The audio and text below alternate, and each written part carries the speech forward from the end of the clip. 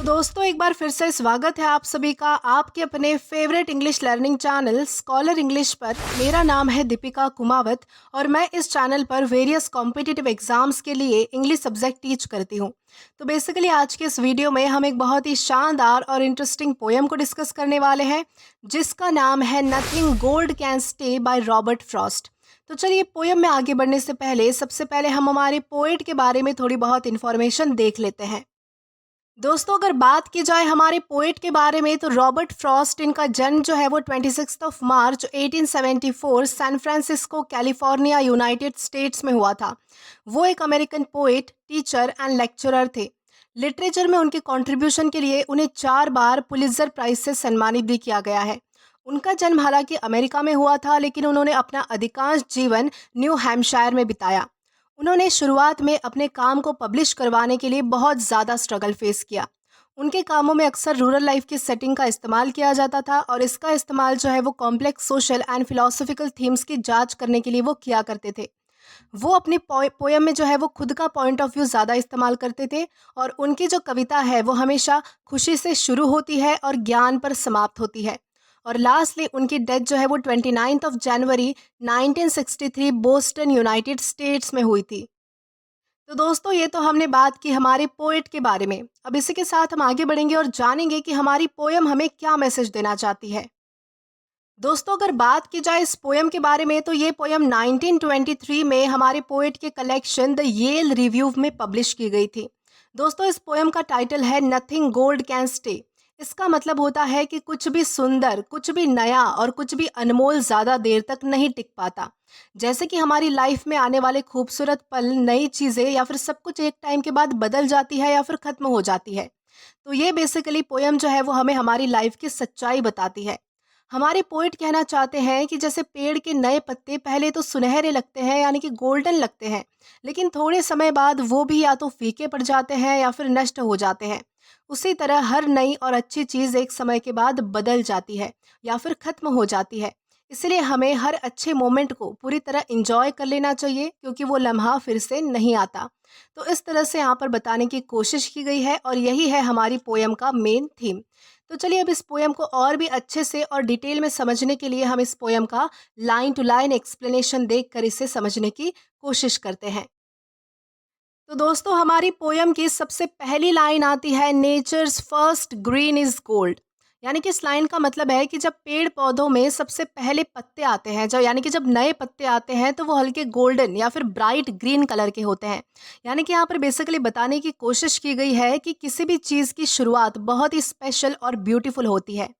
Her hardest hue to go hold. तो यहाँ पर बताया गया है कि लेकिन ये जो गोल्डन रंग है, ये जो गोल्डन कलर है, ये ज़्यादा देर नहीं टिक पाता। यानी कि इसको होल्ड करना बहुत ज़्यादा मुश्किल है। ये जो है वो बदल जाता है। यानी जो चीज़ें बहुत ज़्यादा प्यारी होती है, नई होती है, उसे संभालना, उसे संभाल कर रखना, संजो कर रखना बहुत ज़्यादा मुश्किल काम होता है। यहाँ पर क्या बताया गया है पहली 2 लाइन्स में कि जब पेड़ पर नए पत्ते आते हैं तो उनका रंग जो है वो बहुत ही ज़्यादा अच्छा होता है, बहुत ही ज़्यादा ब्यूटीफुल होता है। सुनहरे रंग के वो पत्ते होते हैं, लेकिन एक समय के बाद ये पत्ते जो है वो अपने रंग को पकड़ कर नहीं रख पाते हैं। ये पत्तों का रंग भी जो है वो बदल जाता है या फिर धीरे-धीरे ख़त्म हो जाता है। यानी कि हर नई चीज़ जो है वो ब्यूटीफुल होती है और बहुत ज़्यादा स्पेशल होती है, लेकिन उसे सँभाल कर रखना बहुत ज़्यादा मुश्किल काम होता है। देन इसके बाद है her early leaves a flower. यानी कि जब नया पत्ता आता है किसी भी पेड़ पर तब वो इतना ज़्यादा खूबसूरत, इतना ज़्यादा ब्यूटीफुल लगता है मानो कि जैसे कोई फ्लावर हो। यानी कि शुरुआत में सब कुछ परफेक्ट लगता है, सब कुछ बहुत ज़्यादा ब्यूटीफुल और अच्छा लगता है। जैसे कि हमारी लाइफ में भी अगर नई दोस्ती होती है, बचपन हमारा या फिर कोई फ्रेश मॉर्निंग, ये सब चीज़ें हमें बहुत ज़्यादा अच्छी और स्पेशल लगती है। उसी तरह उस पेड़ पर आया हुआ नया पत्ता भी इतना ज़्यादा खूबसूरत लगता है कि मानो वो कोई फूल हो। But only so an hour. यानी कि ये जो स्टेज है, यानी कि ये जो अभी जो आप मैंने बताया कि अभी जो है वो मतलब कि वो जो पेड़ पर जो पत्ते हैं वो जो इतने ज़्यादा खूबसूरत है वो ऐसे लग रहे हैं जैसे कि वहाँ पर फ्लावर है। पर ये जो स्टेज है, ये जो मोमेंट है वो ज़्यादा देर नहीं टिक पाता, क्योंकि हर खूबसूरत मोमेंट या फेज़ ज़्यादा समय तक नहीं टिक पाता है। टाइम के साथ सब कुछ बदल जाता है, या तो वो फीका पड़ जाता है या फिर ख़त्म हो जाता है, नष्ट हो जाता है। यानी कि यानी कि यहाँ पर बताया गया है कि हर खूबसूरत चीज़ें जो है वो बहुत ज़्यादा अच्छी लगती है, बहुत ज़्यादा सुहावनी लगती है, हमें स्टार्टिंग में बहुत ज़्यादा परफेक्ट होती है, लेकिन समय के साथ जो है वो बदल जाती है, या तो ख़त्म हो जाती है या फिर उसमें जो है वो यानी कि एक तरीके से जो है वो नीरसपना आ जाता है, यानी जो मतलब कि वो बोरिंग हो जाती है, उबाऊ हो जाती है, फीकी हो जाती है, यानी कि जिसमें जो है वो कोई रस नहीं होता है, तो ऐसी चीज़ें वो बन जाती है। यानी कि टाइम के साथ जो है वो सारी चीज़ें ढलती चली जाती है, इस तरह से यहाँ पर बताने की कोशिश की गई है। Then leaf subsides to leaf, यानी कि फिर वो नया पत्ता भी नॉर्मल बन जाता है, मतलब कि उसकी चमक चली जाती है। यानी कि एक टाइम के बाद जो है वो ज़िंदगी में, हमारी ज़िंदगी में जितनी भी नई और एक्साइटिंग चीज़ें आती हैं वो भी हमें नॉर्मल लगने लगती है। यानी कि वो भी हमारे लिए जो है वो नॉर्मल बन जाती है, और हर नई चीज़ रूटीन बन जाती है, बेसिकली कोई भी नई चीज़ होती है जो, यानी कि एक समय के बाद जो है वो आप उससे बोर हो जाते हो, यानी कि ऊब जाते हो पूरी तरीके से। और वो भी अपना जो है वो खूबसूरती, यानी कि वो भी वो चीज़ भी जो है वो अपनी खूबसूरती, अपनी ब्यूटी जो है वो खोने लगती है धीरे-धीरे। यानी कि वो भी जो है वो ढलने लगती है।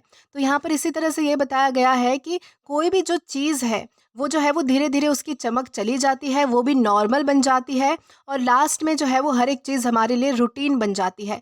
तो इस तरह से यहाँ पे इस लाइन में बताया गया है। देन इसके बाद है सो एडन सैंग टू ग्रीफ।